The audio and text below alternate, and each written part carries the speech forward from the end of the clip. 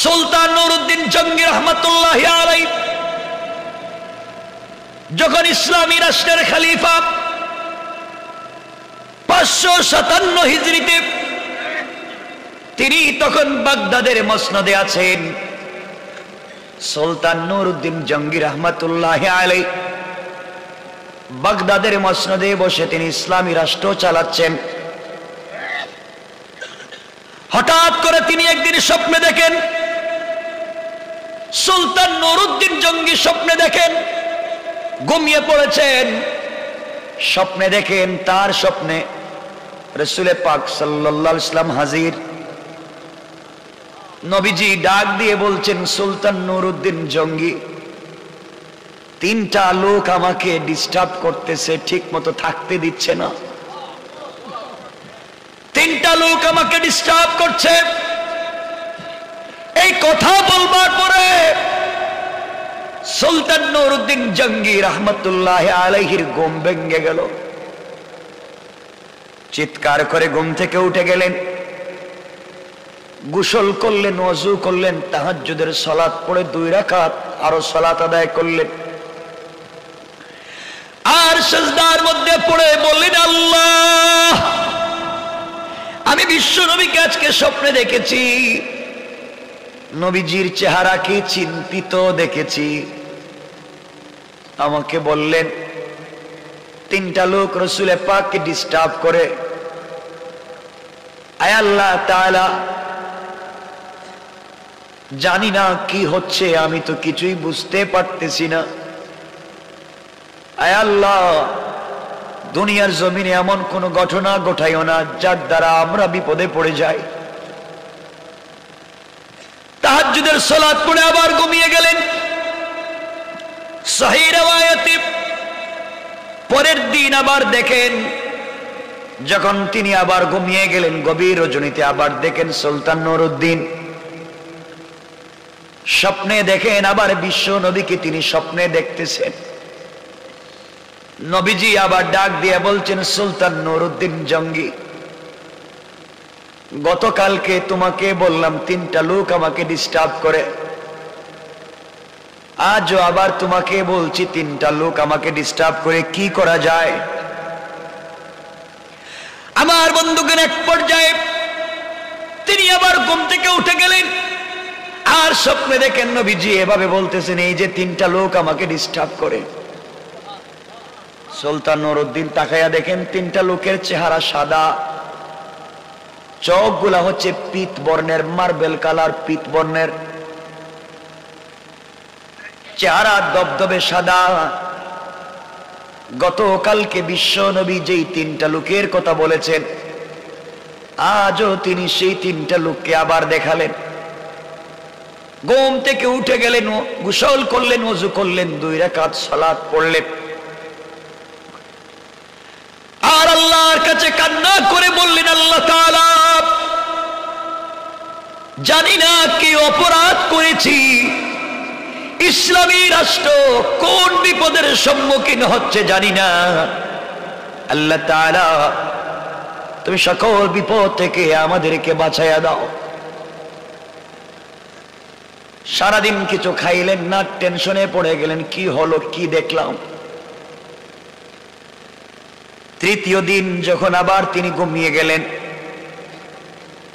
3য় রাত্রে তিনি আবার স্বপ্নে দেখেন নবীজি এসে বলছেন, সুলতান নুরউদ্দিন জঙ্গি, 2 দিন তোমাকে বললাম, কোনো কর্ণপাত করলে না। তোমার দিলের ভিতরে কি আমি নবীজির ভালোবাসা নাই? তোমার দিলের ভিতরে কি আমি নবীজির দয়া নাই? এই যে 3টা লোক আমাকে ডিস্টার্ব করে, এই 3টা লোক থেকে আমাকে বাঁচাও। নুরউদ্দিন জঙ্গি দেখেন এই 3টা লোক তো ঠিক আছে, গতকালকে যেই লোকগুলাকে দেখালেন, এর আগের দিন যেই লোকগুলাকে দেখালেন, এই একই লোক, পিত বর্ণের চোখ, সাদা চেহারার মানুষ। ঘুম থেকে উঠে গেলেন, সহ্য করতে পারলেন না, কার কাছে বলবেন? তাহাজ্জুদের সালাত পড়ে সিজদায় গিয়ে আল্লাহকে ডাক দিয়া বলছেন, আল্লাহ,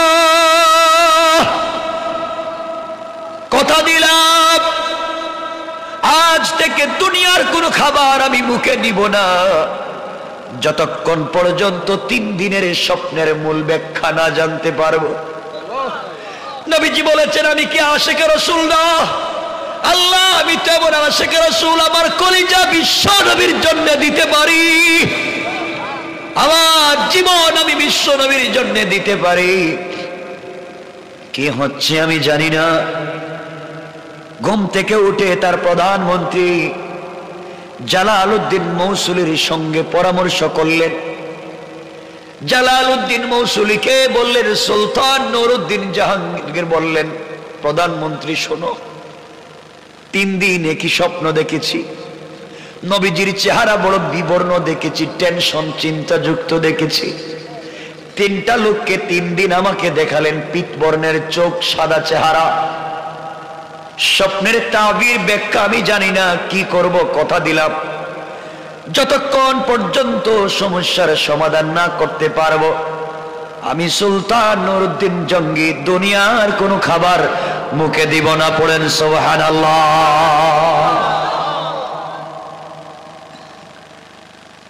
আমার বন্ধুগণ, জালালউদ্দিন মৌসুলি বললেন, বাদশা আর দেরি করেন কেন? আমার বিশ্বাস, আমার মনে হয় মদিনার রাসূলের রওজা মুবারক কোন বিপদে পড়ে গেল কিনা, নবীজির রওজা মুবারকে কিছু হয়ে গেল কিনা, চলেন বাগদাদ থেকে মদিনার দিকে যাই। সুলতান নুরউদ্দিন জাহাঙ্গীর প্রধানমন্ত্রী জালালউদ্দিন মৌসুলির কথাগুলা শুনে 16,000 সেনাবাহিনী নিয়ে 1 মাসের খাবার নিয়ে বাগদাদ থেকে তিনি মদিনার পথে যাত্রা করলেন। 1 মাসের খাবার নিলেন, 16,000 সৈন্য নিলেন, খাবার বন্ধ করে দিলেন, নিজে শুধু পানি পান করেন, আল্লাহর নামের জিকির করেন, আর বলছেন, আল্লাহ তাআলা আমাকে তুমি জিন্দা মদিনায় পৌঁছায়া দাও,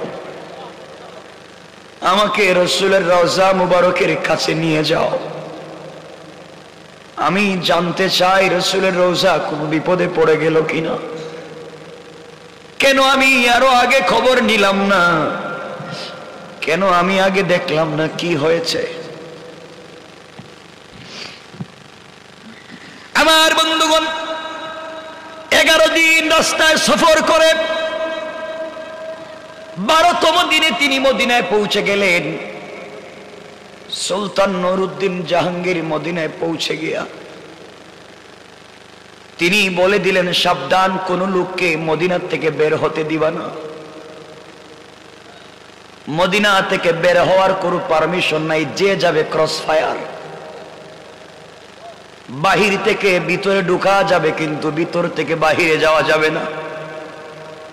এই কথা বলে নুরউদ্দিন জাহাঙ্গীর, নুরউদ্দিন জঙ্গি তিনি নেমে গেলেন উটের পিঠ থেকে, ঘোড়ার পিঠ থেকে, পায়ের জুতা খুলে ফেললেন, পাগলের মতো দৌড়াইয়া রাসূলের রওজার দিকে যায়। সবাই ডাক দিয়া বলতেছেন, বাদশা জাহাপনা, এই শক্ত পাথরের এলাকা, বালি গরম, আপনি জুতা খুলছেন কেন? নুরউদ্দিন জঙ্গি ডাক দিয়া বলছেন, জানো না, আমার নবীজি আমাকে বলেছেন, জাহাঙ্গীর রে জঙ্গি, সুলতান নুরউদ্দিন জঙ্গি, তুমি কি আশিক রাসূল না? আমি আশিক রাসূল প্রমাণ করব, যেই মদিনায় আমার নবীজি জুতা মুবারক নিয়ে হেঁটেছেন, এই মাটিতে আমি জুতা নিয়ে হাঁটবো না, বেয়াদবি করব না, নবীজির পা যেখানে পড়েছে ওখানে যেন আমার জুতা না লাগে, এই জন্যে আমি খালি পায়ে হাঁটা শুরু করলাম। হাঁটতে হাঁটতে রওজার পাশে চলে গেলেন, মসজিদে নববীতে 2 রাকাত সালাত আদায় করলেন, রাসূলের রওজা জিয়ারত করে কান্না করে ডাক দিয়া বললেন, পয়গম্বর আরবি, আমি আপনার গোলাম হাজির। এর 11 দিন সফর করে না খেয়ে আপনার রোজায় এসেছি, আমাকে ক্ষমা করে দিবেন, কিছুই জানি না কি হয়েছে। ইয়া রাসূলুল্লাহি, আমি এখনো বুঝতে পারি না কি হচ্ছে, আমাকে ক্ষমা করে দেন।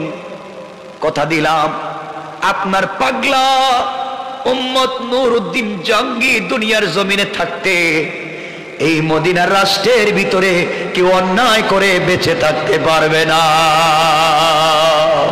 আমরাও বলতে পারি বাংলাদেশের মাটিতে আশিক রাসূল বেঁচে থাকতে রাসূলের বিরুদ্ধে কথা বলা যাবে না। আমার বন্ধুগণ, এক পর্যায়ে নুরউদ্দিন জঙ্গি রহমতুল্লাহ আলাইহি ঘোষণা করে দিলেন সব রাস্তাঘাট বন্ধ। কি হয়েছে গভর্নরকে জিজ্ঞাসা করলেন, কেউ উত্তর দিতে পারে না। প্রধানমন্ত্রীর সঙ্গে পরামর্শ করলেন, কেমনে জানবো কি হচ্ছে, আর এই তিনটা লোক বাকে আমি কেমনে চিনবো হাজার হাজার মানুষে। পরামর্শ হলো, নুরউদ্দিন জঙ্গি বললেন, মদিনার মানুষেরা, দীর্ঘদিন পরে মদিনা এসেছি, আমি তোমাদেরকে মেহমানদারি করাতে চাই, তোমাদেরকে দাওয়াত খাওয়াতে চাই। খবরদার আমার দাওয়াত কেউ মিস করতে পারবা না। মদিনার বাহির থেকে ভিতরে এসে দাওয়াত খেতে পারবে, কিন্তু মদিনার ভিতর থেকে একটা কুকুরও মদিনার বাহিরে যেতে পারবে না, কেউ যেতে পারবে না। সমস্যা দেখতে হবে আমাকে কি হয়েছে। এক পর্যায়ে সবাইকে খাওয়াতে লাগলেন, মহিলারাও খায়, পুরুষেরাও খায়, সকল ধর্মের বর্ণের মানুষেরা এসে খায়। নুরউদ্দিন জঙ্গি হেঁটে হেঁটে দেখেন, কিন্তু লোকগুলাকে পান না। একজন একজন করে দেখেন, কিন্তু লোকগুলাকে পান না। এভাবে এক সপ্তাহ খাওয়ালেন, কিন্তু এখন পর্যন্ত এই তিনটা লোককে চোখে বাসে না। তিনি বললেন, শোনো, মদিনার ভিতরে কোন বৃদ্ধ বৃদ্ধা হাঁটতে পারে না, দাঁড়াতে পারে না, কোন শিশু হাঁটতে পারে না, দাঁড়াতে পারে না। এমন লোকও যদি থাকে, উট পাঠাইয়া গুড়া পাঠাইয়া তাকেও আনো, খাওয়াতে হবে, মেহমানদারিতে কেউ থাকতে পারবে না। এইভাবে করে করে আরো এক সপ্তাহ খাওয়ানো হলো। 2 সপ্তাহ চলে গেল, কিন্তু তিনি তিনজন লোককে এখনো খুঁজে পেলেন না। আস্তে আস্তে করে নুরউদ্দিন জঙ্গি শুকাইয়া গেলেন, ঠিক মতো দাঁড়াতে পারেন না, কারণ প্রায় 1 মাস হয়ে গেল মুখে খাবার নাই। সবাই পায়ে ধরে বলে, বাদশা কিছু খান।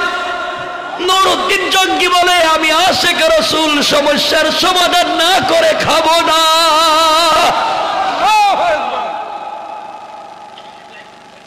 14 দিন শেষ, এখন পর্যন্ত কোন সমস্যার সমাধান হলো না।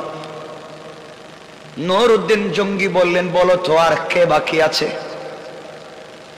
দুধ পাঠাইয়া গ্রাম থেকে, শহর থেকে, দূর থেকে, 100 মাইল দূর থেকে দরে দরে মানুষগুলাকে এনে খাওয়ালেন।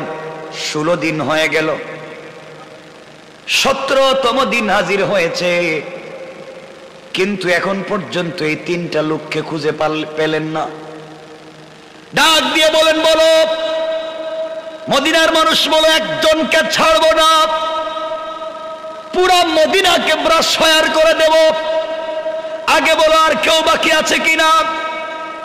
পিছন থেকে একজন দাঁড়াইয়া বলছেন, আমিরুল মুমিনিন সুলতান নুরউদ্দিন জঙ্গি, আমাদের মদিনার সব মানুষের খাওয়া দাওয়া শেষ, কিন্তু 3 জন বুজুর্গ আল্লাহর ওলি বাকি আছে। আল্লাহু আকবার বলেন, জোরে বলেন আল্লাহু আকবার। 3 জন বুজুর্গ আল্লাহর ওলি বাকি। নুরউদ্দিন জঙ্গি চিৎকার করে দাঁড়াইয়া গেলেন আর বললেন, এই 3 জনকে কোথায় থাকে? সবাই বলতেছেন, বাদশা জাহাপনা, এই 3 জন মদিনার মসজিদে সারাদিন ইবাদত করে, লম্বা দাড়ি, লম্বা জুব্বা, লম্বা পাগড়ি, লম্বা পাঞ্জাবি, সারাদিন রোজা রাখে, সারা রাত্র ইবাদত করে। তাদের টাকা পয়সার কোনো অভাব নাই, গোটা মদিনার মানুষকে দান খয়রাত করে, সারাদিন কোরআন তিলাওয়াত করে আর জিকির করে। মদিনার মসজিদ থেকে এরা বাইর হয় না, তিনজন ভিতরে বসা রয়েছে। মদিনার মসজিদের কর্নারে একটা ঘর বানাইছে, ঘরে তারা সারাদিন থাকে। এত বড় বুজুর্গ, তারা কারো সঙ্গে কথা বলে না। মনে রাখবেন, আলোচনার শুরুতেই বলছিলাম দাড়িতে, জুব্বায়, পাঞ্জাবিতে ইসলাম নাই। মনে পড়েনি? ইসলাম হচ্ছে ওখানে, দিন হচ্ছে ওখানে। কথার শুরুতেই চলে যাচ্ছি, বিষয় মিলাইয়া সংক্ষেপ করে নিচ্ছি। আমার বন্ধুগণ মনোযোগ দিয়ে শুনেন। তিনি বললেন, এই তিনজন লোককে নিয়ে আসো। মদিনার সকল মানুষ বলছেন, বাদশাহ জাহাপনা বেয়াদবি মাফ করবেন, হাত জোর করি, এই তিনজনের সঙ্গে বেয়াদবি করা যাবে না।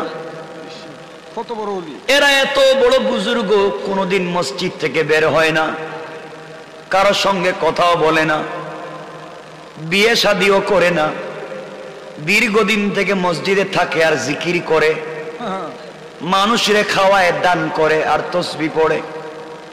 তিনি বললেন, যত বড় বুজুর্গ হোক, এদেরকে আমার কাছে নিয়ে আসো।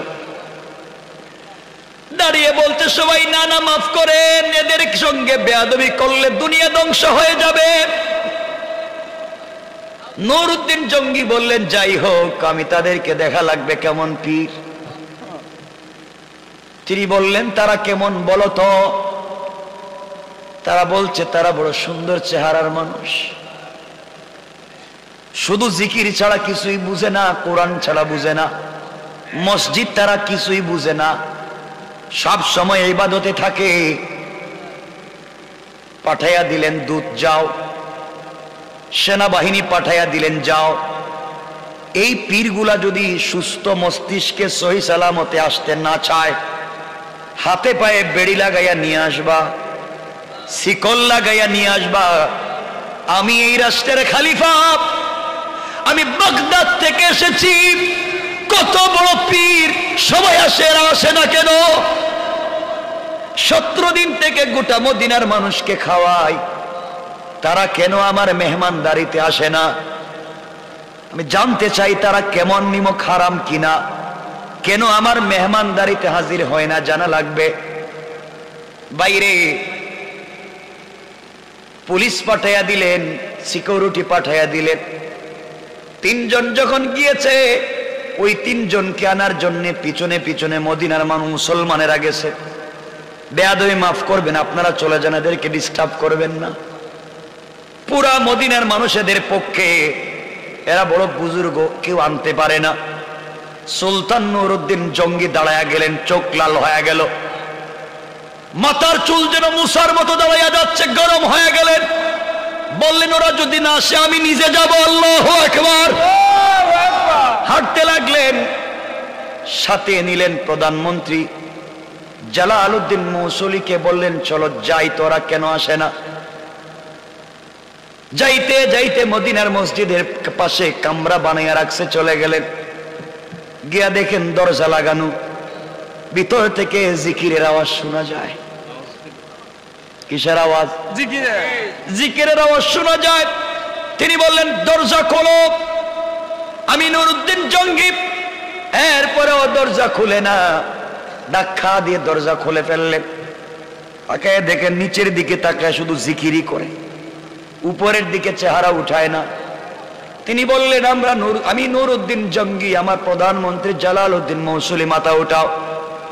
তারা বলতেছেন, মাফ করবেন, আমরা এখন এশকের জিকিরে আছি। তিনি বললেন, থামাও জিকির, দেখি কে। জিকির থামাইয়া দিলেন। তিনটা লোককে দাঁড় করাইয়া দিলেন। চেহারার দিকে তাকাইয়া, ওদের চোখের দিকে তাকাইয়া, চেহারার দিকে তাকাইয়া নুরউদ্দিন জঙ্গি আল্লাহু আকবার বলে মাটিতে পড়ে গেল। আর ডাক দিয়ে বললেন, ইয়া রাসূলুল্লাহ, পয়গম্বর আরবি, আপনার দেখানো তিনটা লোককে আমি পেয়ে গেছি। আল্লাহু আকবার! আপনি আমাকে স্বপ্নে যেই তিনটা লোককে দেখালেন এই তো দেখি পীতবর্ণের চোখ, এদের চেহারাই তো দেখা যায় সাদা। তিনি বললেন তোমরা কারা, তোমাদের পরিচয় দাও। ওদের হাতে পায়ে শিকল লাগা, ওদের পরিচয় জানো। সবাই বলতেছেন স্যার আপনি তো মরে যাবেন, জলে পুড়ে যাবেন, কার সঙ্গে বেয়াদবি করতেছেন বুঝতেছেন না। নুরউদ্দিন জঙ্গি বললেন কোনো কথাই শুনতে চাই না, এদেরকে জিজ্ঞাসা করি কি হয়েছে। জিজ্ঞাসা করলেন তোমরা কি চাও? তারা বলতেছে আমরা প্রায় 32 বছর থেকে এখানে ইবাদত করি, জিকির করি, নামাজ পড়ে, রোজা রাখি, ছাড়া আমাদের কাজ নাই। মদিনার মানুষকে দান খয়রাত করা ছাড়া আমাদের কোনো কাজ নাই। তিনি তো চেহারা দেখেই বুঝতে পারলেন এই তিনটা লোক আমাকে রাসূল দেখালেন। চেহারা আমি চিনে ফেলেছি, চোখ দেখে ফেলেছি। এখন তাদেরকে বললেন তোমরা আমাদের দাওয়াতে গেলে না কেন? সবাই বলতেছে বাদশাহ আমরা মসজিদ থেকে বের হই না উপর থেকে পারমিশন না আসলে। উপর থেকে কে পারমিশন দেয়? আমাদের সম্পর্ক তো স্বয়ং রবের সাথে। চিন্তাছেন? ঠিক আছে শোনো, তোমরা রুম থেকে বের হও, আমি এই রুম তল্লাশি করব। বের হতে চায় না। তিনি বললেন তোমরা বের হও। তিনটাকে দড়ি লাগাইয়া বাহিরে বের করে রাখলেন। মদিনার মানুষের কান্নার রোল পড়ে গেছে, তিন অলিকে কেন বাঁধছে। নুরউদ্দিন জঙ্গি ভিতরে ঢুকে দেখেন জায়নামাজ সুন্দর করে বিছানো। বলেন জায়নামাজ উঠাও। গোটা রুম খুঁজলেন, কিছুই পেলেন না, কিছুই নাই। শুধু দেখা যায় কোরআন শরীফ রাখা, তসবিহ রাখা। কত বড় বুজুর্গ! কিছুই না পেয়ে বললেন মুসল্লা উঠাও। উঠানো হলো, কিছুই নাই। মুসল্লার নিচে বললেন বিছানা উঠাও, কিছুই নাই। চাটাই উঠাও, কিছুই নাই। চাটাই উঠানোর উপরে দেখা যায় বিশাল বড় একটা পাথরের পাটাতন। তিনি বললেন তোমরা পাথরে বসো, কি করো? তারা বলছে বেয়াদবি মাফ করবেন, এটা উঠাবেন না, আমরা এখানে বসে সাধনা করি। ঠিক আছে আমি বুঝতে চাই তোমাদের সাধনা, তোমরা এটা উঠাও, পাথর উঠাও। পাথর উঠাইয়া দেখা যায় বিশাল বড় সুড়ঙ্গ পথ। নুরউদ্দিন জঙ্গি সাথে সাথে সিজদায় পড়ে গেলেন, 2 রাকাত সালাত আদায় করলেন। আর বললেন কেউ ঢোকা লাগবে না। নুরউদ্দিন জঙ্গি বললেন জালালউদ্দিন মৌসুলি চলো আমরা দুজন ঢুকি। ভিতরে ঢুকে দেখেন বিশাল বড় সুড়ঙ্গ পথ। বিশাল বড় সুড়ঙ্গ পথ যেতে যেতে দেখা যায় রসুলের রওজার কাছাকাছি পৌঁছে। যেদিকে রসুলের পা মুবারক ওইখানে চইলা গেছে, আর মাত্র 1 হাত থেকে আধ হাত মাটি কাটলে রসুলের পায়ের কাছে পৌঁছে যায়। নুরউদ্দিন জঙ্গি ভিতর থেকে বের হয়ে আসলেন, কান্না করতে করতে বের হয়ে আসে। জিজ্ঞাসা করলেন বলো কেনই বা তোমরা খনন করে তোমরা ওখানে কি করতে চাও? তারা যখন জবাব দিতে চায় না, নুরউদ্দিন জঙ্গি বললেন তোমরা দেখো আমি জবাব আদায় করতে পারি কেমনে। বেনেট খুলে গুড়ার পিঠ থেকে তিনি দড়ি খুলে আচ্ছা মতো পিটাতে লাগলেন। মদিনার মানুষ কান্না করতেছে, পীর, কত বড় পীরকে আপনি পিটাচ্ছেন? তিনি বললেন কি কয়েক মিনিট পরেই বুঝতে পারবা পীরের আসল চেহারা কি।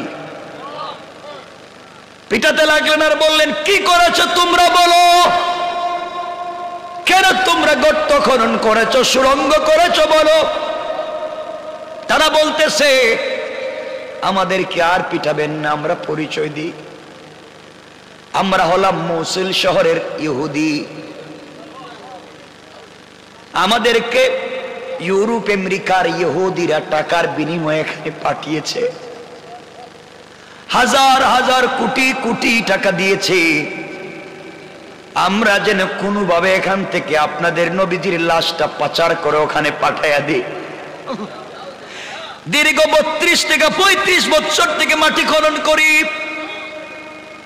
রাতের অর্ধেক টাইম মাটি খনন করি, অর্ধেক টাইম মাথার মধ্যে বয়া নিয়ে আমরা নদীতে দূরে নিয়ে মরুভূমিতে ফালাইয়া দিই। কোনো চিহ্নই রাখি না, কেউ যেন খুঁজে না পায়।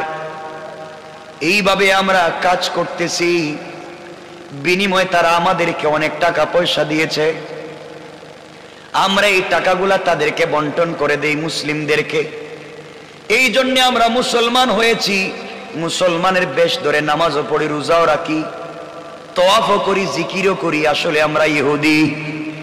বাইরে এমন বহুত ইহুদি তোমার আমার আশেপাশেও আছে। আমার বন্ধুগণ, এক পর্যায়ে নুরউদ্দিন জঙ্গি বললেন, তোমাদের মিশন কি বলো, কেনই বালাশ নিতে চাও? তারা বলছে, বাদশা শুনেন, ওরা আমাদেরকে বলেছে যে কোনো কিছুর বিনিময়ে লাশ যদি দিতে পারি, গোটা দুনিয়ার মুসলমানরা শুধু চিল্লায় নবীজি, তাদের নবীজি মদিনায় আছেন, মদিনাকে কেন্দ্র করেই তো তাদের সব শক্তি। সবাই হজের সময় মদিনায় আসে, মদিনায় এসে তারা তো চিল্লায় আর কাবা ঘর তওয়াফ করে চিল্লায়। তাদের নবীর লাশ যদি ওখান থেকে নিয়ে যাই, বরকত চলে যাবে, ইচ্ছা মতো পিটাতে পারবো, মুসলমানরা দুর্বল হয়ে যাবে, তাদের দোয়া কবুল হবে না।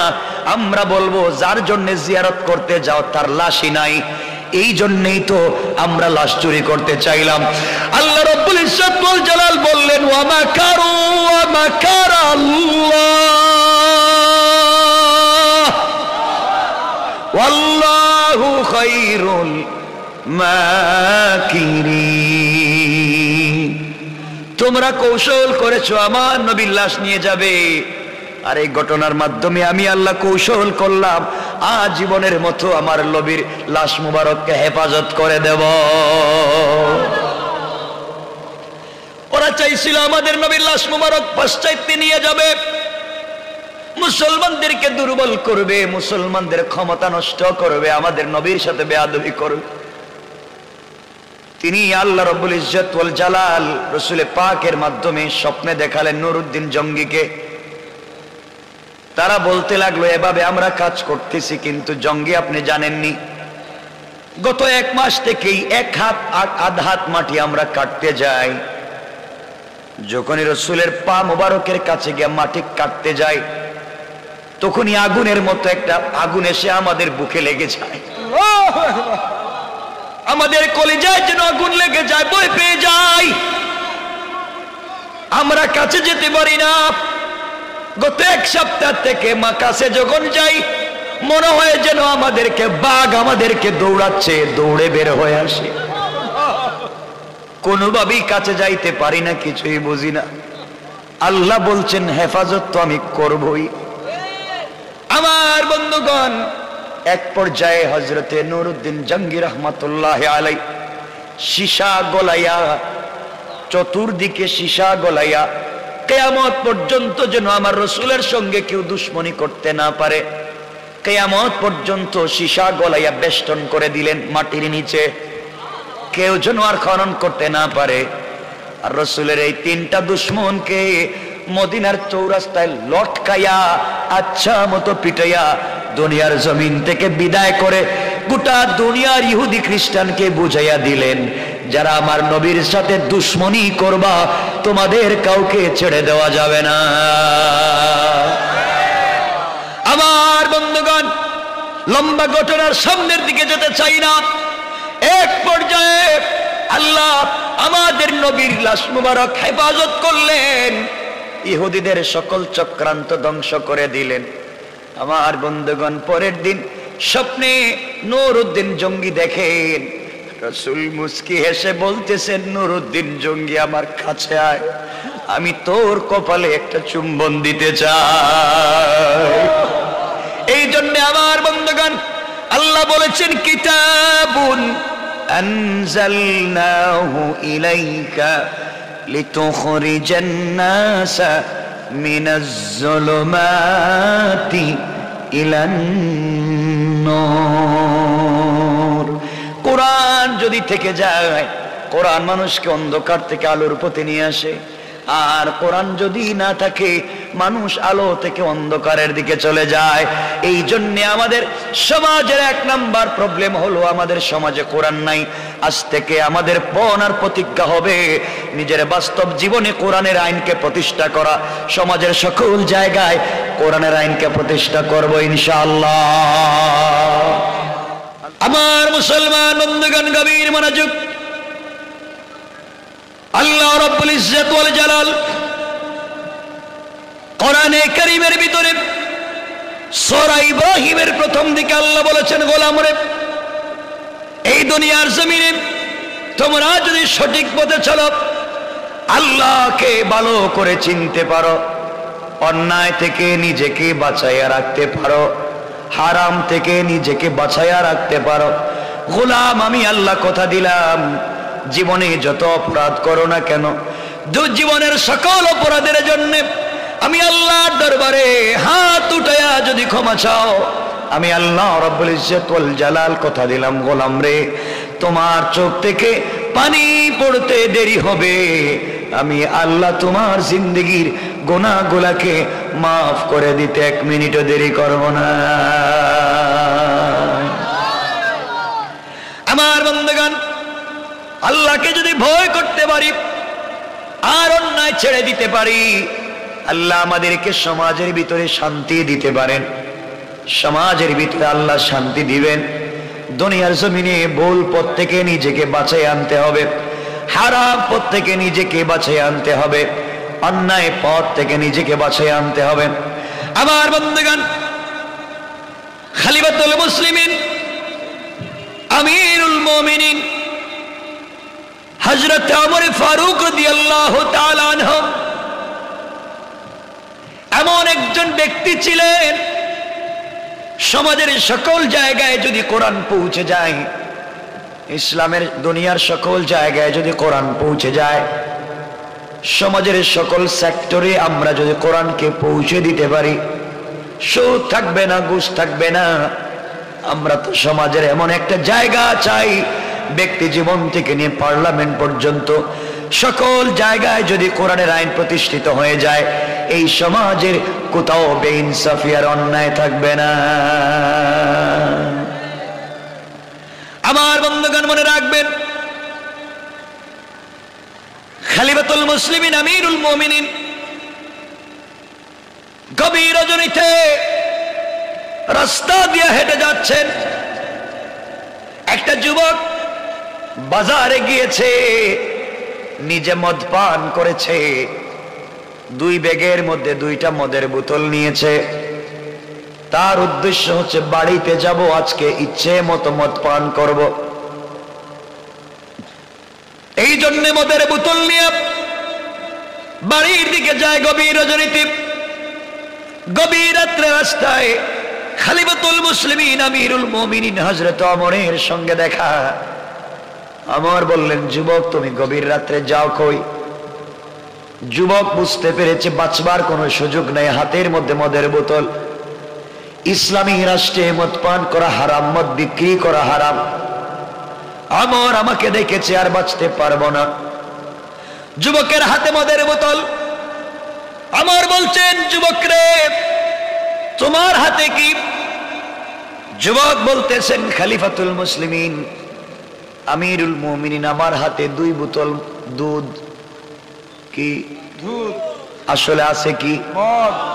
মনে করেছে দুধ বললেই তো ছেড়ে দিতে পারে, মনে করেছে রাস্তার ট্রাফিককে নেতার নাম বললেই ছেড়ে দিতে পারে। বাংলাদেশে পুলিশ শুধুমাত্র চাইলেই সকল সমস্যার সমাধান করতে পারবে না। বহুত অপরাধীকে কষ্ট করে সারা রাত সারাদিন মেহনত করে পুলিশ ধরে আনে, কিন্তু উপর থেকে টেলিফোন করে যখন নেতা বলে পুলিশকে ছেড়ে দাও, তখন কি করবে? বেচারা ছেড়ে দিতে হয়। কোর্টে চালান দে, উকিল সাহেব তার পক্ষে দাঁড়াইয়া ছাড়াইয়া নিয়ে আসে।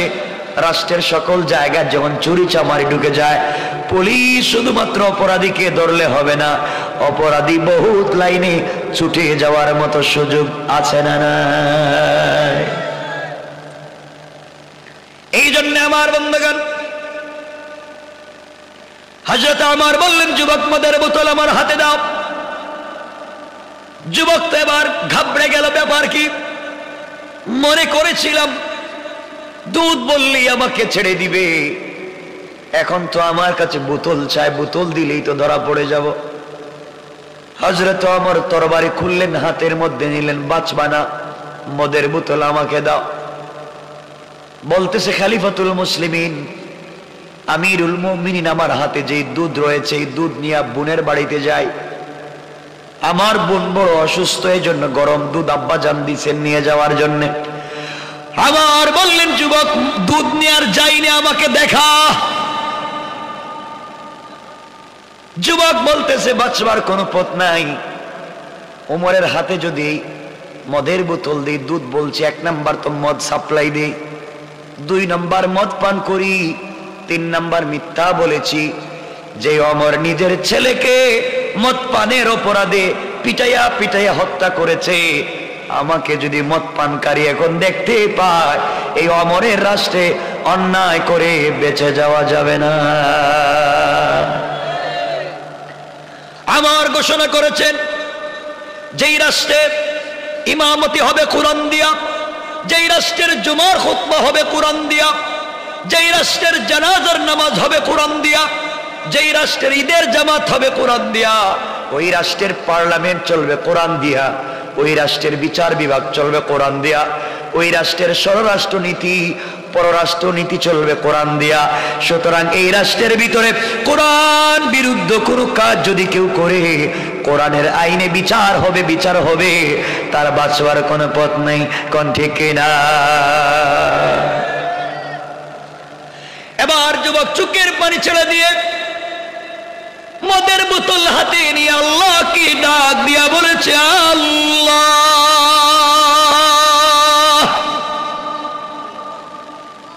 ওমরের সামনে দাঁড়িয়েছি, আয় আল্লাহ তাআলা, ওমর তো ছেড়ে দেবে না, নির্ঘাত আমাকে হত্যা করে ফেলবে। এমন ওমর, যেই ওমর মদিনার মসজিদে, মদিনায় একদিন বলেছিল মদিনায় ভূমিকম্প শুরু হয়েছে, হযরত ওমর তরবারি হাতে নিয়ে মদিনার মাটির মধ্যে তরবারি গেড়ে বলেছিলেন, মদিনার মাটির খবরদার, এই মাটির নিচে বিশ্ব নবী শুয়ে আছেন, রহমতের নবী শুয়ে আছেন, আল্লাহর বন্ধু যেই মাটিতে শুয়ে আছে, বেয়াদবি করিস না। যেই দিন ওমর তার তরবারি মাটির মধ্যে গেড়ে এই কথা বলেছেন, কিয়ামত পর্যন্ত আর মদিনার মাটিতে কোনোদিন ভূমিকম্প হবে না। যুবক বলতেছে, আল্লাহ তাআলা, আমি এমন ওমরের সামনে দাঁড়িয়েছি, হাজার হাজার মাইল দূরে হযরতে সারিয়া যুদ্ধ করে কাফেররা চতুর্দিক থেকে হযরতে সারিয়া রাদিয়াল্লাহু তাআলা আনহুকে ঘিরে ফেলেছে হত্যা করবার জন্য। হযরতে ওমর মদিনার মসজিদে বসে মিম্বরে দাঁড়াইয়া জুমার খুতবা দিচ্ছিলেন।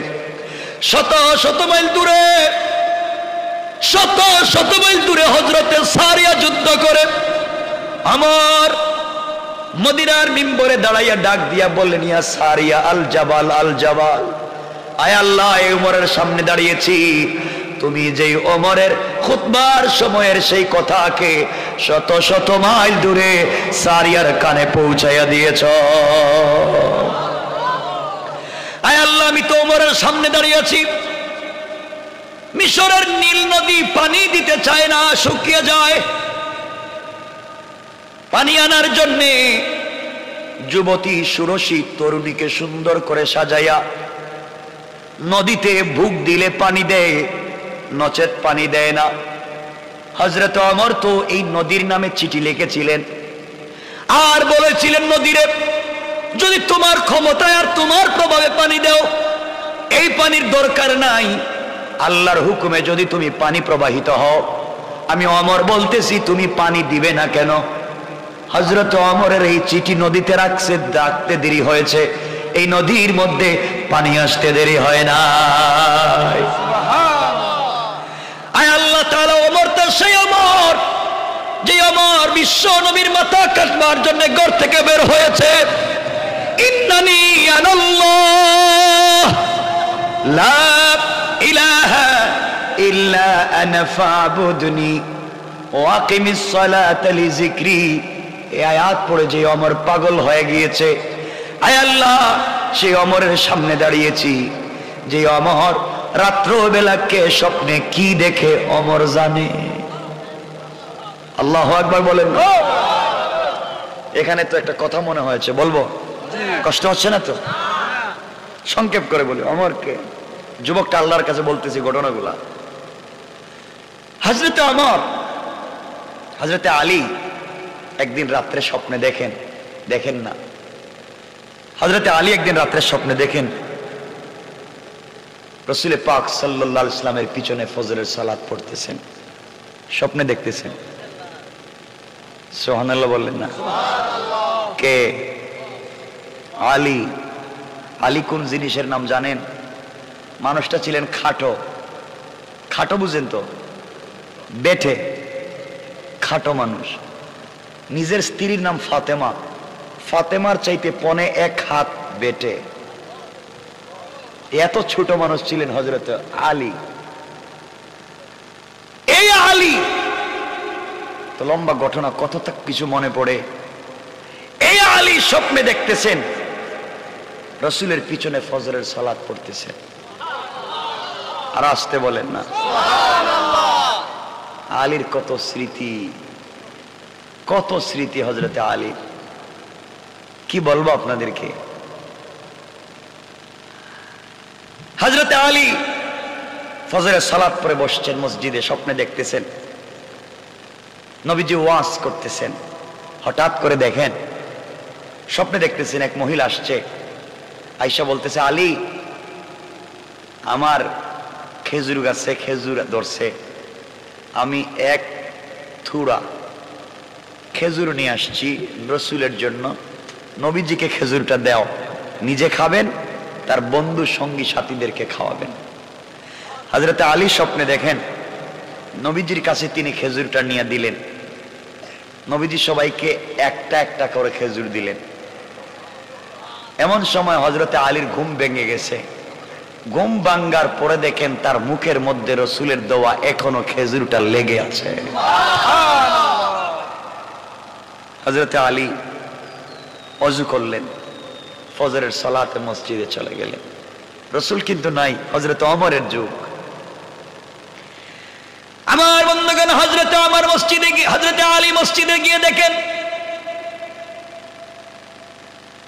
ওমরের ইমামতিতে ফজরের সালাত চলতেছে। হযরতে ওমর ফজরের সালাত পড়ালেন, আলী পিছনে পিছনে ফজরের সালাত পড়লেন, বসে আছেন। এমন সময়ে হঠাৎ করে এক মহিলা আসছে, এসে বলছে, আলী কার নাম? পিছন থেকে আলী বললেন, মা রে, আমার নাম আলী।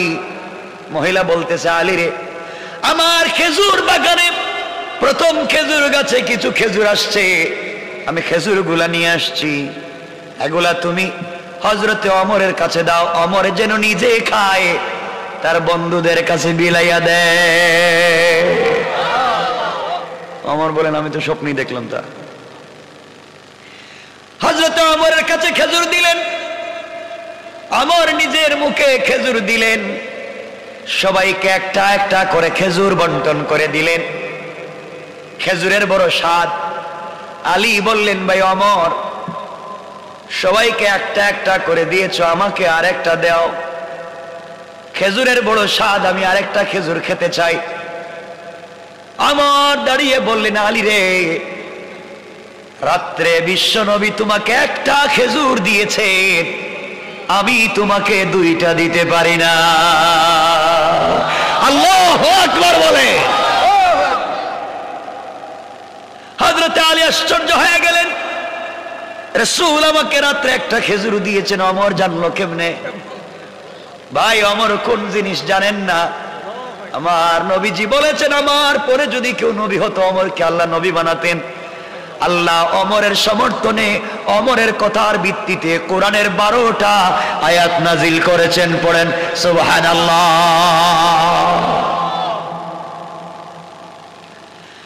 আমার বন্ধুগণ, যুবক ডাক দিয়ে বলছে, আল্লাহ তাআলা সেই ওমরের সামনে পড়েছি, নির্ঘাত বাঁচার কোন পথ নাই। আমর তো ওই জিনিসের নাম, আমার বন্ধুগণ, আমর তো ওই জিনিসের নাম। ভাইরে, রাসূল পাক সাল্লাল্লাহু আলাইহি ওয়াসাল্লাম মসজিদ থেকে বের হয়ে জোহরের সালাত পড়ে হেঁটে যাচ্ছেন। হঠাৎ করে তিনি তাকায়া দেখেন সামন দিকে শয়তান আসতেছে। নবীজি বললেন, শয়তান আসুক, আজকে কিছু কথা জিজ্ঞাসা করি। নবীও যান, শয়তানও আসে। হঠাৎ করে বিশ্বনবী তাকায়া দেখেন শয়তান রাস্তা ছাইড়া জমিন দিয়ে পুরা উল্টা পথে দৌড়ায়। নবীজি চিন্তায় পড়ে গেলেন, হঠাৎ করে শয়তান দৌড়ায় কেন উল্টা পথে? পিছন দিকে তাকায়া দেখেন হযরত ওমর আসতেছে। আল্লাহু আকবার। নবীজি বলেন, শয়তান বুঝছি, এবার আমার ওমরের দিকে দৌড়াইতেছিস। এত ভয় পায় ওমর সবাই। আমার বন্ধুগণ, ওমর কোন জিনিস শোনো, আর বিশ্বনবী ওমরকে তো ভালোবাসেন কেন শোনো। দুনিয়ার জমিনে সেই নবীকে যদি ভালোবাসতে পারো, জীবনে কিছুই লাগবে না, কাফেরেরা কিছুই করতে পারবে না। কোন কৌশল করে কাফেরেরা আমাদেরকে আটকাতে পারবে? কথা বলেন না কেন? আজকে আমরা আল্লাহর দয়া পাওয়ার জন্য, রহমত পাওয়ার জন্য কত চেষ্টা করে পাই না। শুধু ওই জায়গায় আমরা অন্ধকার করে রেখে দিয়েছি, এই জন্য পাই না। কথাটাকে সংক্ষেপ করে বুঝাইয়া দিই। কষ্ট হচ্ছে না?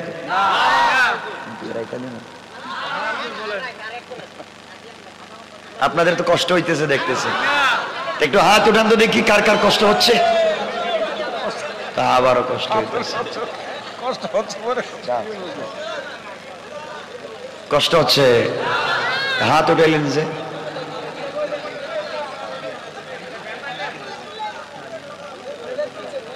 আজকে শোনো যুবকেরা, যারা বিয়ে করছেন, বাসায় গিয়ে সালামটা দিয়ে দিয়ে ইনশাল্লাহ কয় না। মুরব্বী যারা আমার চেহারার দিকে তাকায় মনে হয় মরার লাশ দেখতেছে নাকি? হ্যাঁ, বউরে সালাম দেবেন না কেন? পাগল হয়ে আইছে। বউরে সালাম দিবেন মাঝে মাঝে। শুনেন, আরে আমার কথা বুঝেন, কি দিবেন? কথা বলেন না, দিবেন তো ইনশাল্লাহ? আজকে গিয়ে সালাম দিবেন। মাঝে মাঝে বউর ঠুটে লিপস্টিক লাগাই দেবে। না কইল কেন? নাউজুবিল্লাহ কেন? তো বউর ঠুটে লিপস্টিক লাগাইবেন না, তুই গার্লফ্রেন্ডের লাগাইবেন নাকি? তা বউর ঠুটে লিপস্টিক মাঝে মাঝে লাগাই দিবে ইনশাল্লাহ বলেন। হারাম না, হারাম না। নিজের বউরে সুন্দর করে সাজাবেন তো আরেকজনের বউর দিকে আর তাকাবেন না। নিজের বউরে তো আর ভালো লাগে না। নিজের বউরে সুন্দর করে ঠুটে লিপস্টিক লাগাবেন, মাঝে মাঝে মুখে মেহেদি লাগাই দিবেন ইনশাল্লাহ। চুলের মধ্যে কালার করে দিবেন, ডিজাইন করবেন, ঠিক আছে তো? তারা মনে করতেন বুয়া ওয়াজ করতেছে। আর জিনত, সৌন্দর্য, নৌকি লাগাই দিবেন মেহেদি, ঠুটে লাগাই দিবেন লিপস্টিক, এরপরে ব্রেসলাইট দিবেন, এক্সট্রা অর্ডিনারি করবেন, চুলটি স্টাইলিস্ট করবেন, একটা হাই হিল জুতা পরাইয়া দিবেন, এরপর একটা স্যান্ডু গেঞ্জি। হাসতেছে এরা, হাসতেছে কি? উল্টা কয়। এই যে ইসলামের উল্টা বুঝছেন যে এই জায়গায় স্যান্ডু গেঞ্জি একটা প্যান্ট পরাইয়া হারাম। বউরে যত পারেন স্টাইলিস্ট করে, যত চমৎকার ডিজাইন সুন্দর লাগে, আকর্ষণীয় লাগে, এইভাবে নিজের সামনে উপস্থাপন করবেন। তাহলে বউরে যদি সুন্দর লাগে, রাস্তায় বাইরে আরেকজনের বউর দিকে আপনার চৌকার যাবে না, ঠিক কিনা বলেন? নিজের বউরে ভালো লাগে না, এই জন্যই তো আরেকজনের বউর দিকে তাকান।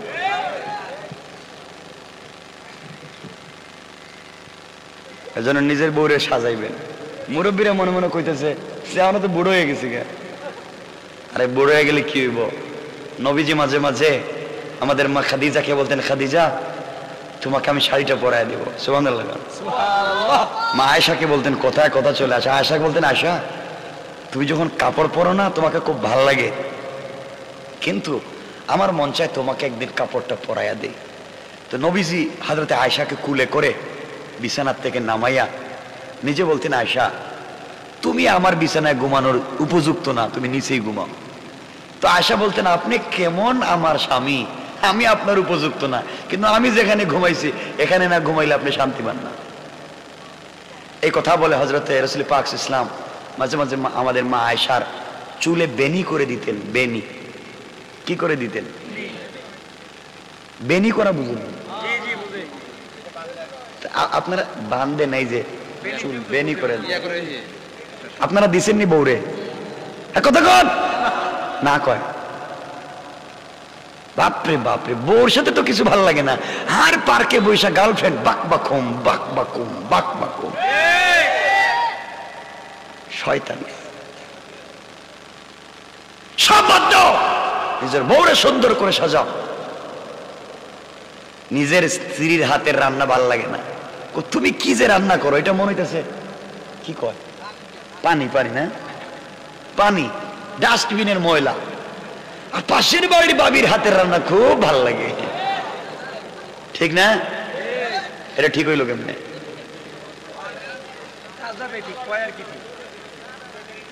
ঠিক না? এই জন্য বউর সাথে ভালো ব্যবহার করবেন ইনশাল্লাহ। আমি মনে করতেছি যারা বউরে দেখতে পারেন হেরা মানে উঠে যাইতে চাইতেছে। আপনারা তো এমন জিনিস, বউরে পিটান, বউরে মায়ের করে মারে, মায়ের ধরে কুস্তি ধরে ফেলায়। মায়ের আসেনি এলাকায়, মায়ের করেনি, আল্লাহ জানে। বউ কি করে না? কথা শুনে না। দুষ্ট আপনার বউরে আপনি লাইনে আনতে পারেন নাই। আজকের থেকে ঘরে গিয়ে বলবেন, বউ মাশাআল্লাহ তোমাকে যে সুন্দর লাগতেছে, আমার কলজা হেঁটে যাইতেছে। হ্যাঁ, এভাবে বলবেন, বউরে ভালোবাসবেন, মাঝে মাঝে রান্নায় সহযোগিতা করবেন, কাপড় ধুইয়া দিবেন।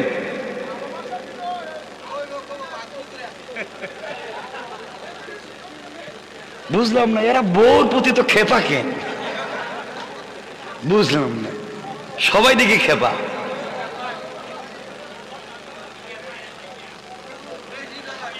আজকে বাসায় যান, তাইলে খবর আছে, বুঝতে পারবেন। এখানে যা বলতেছেন বাসায় গেলে খবর আছে আজকে আপনাদের।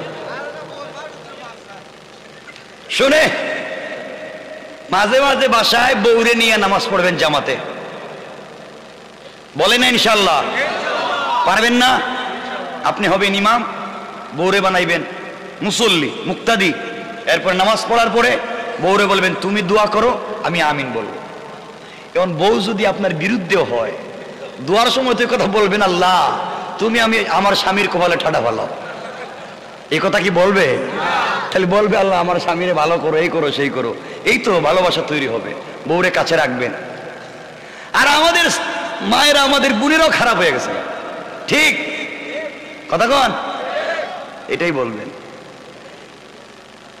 সারাদিন যেই কাপড় পরে রান্না করে, যেই কাপড় পরে বাচ্চাদেরকে নিয়ে ঘুরে, সেই ঘাম লাগানো দুর্গন্ধযুক্ত কাপড় এটাই পইরা স্বামীর সাথে ঘুমায় যায়।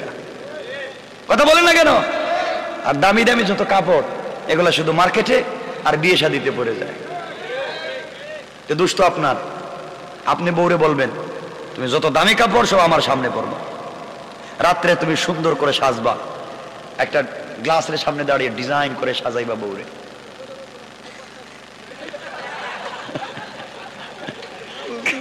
কি করলে নাটক না রে, এটার নাম ইসলাম, এটার নামই হচ্ছে সৌন্দর্য, এটার নামই হচ্ছে পরিবারের ভালোবাসা, ঠিক না?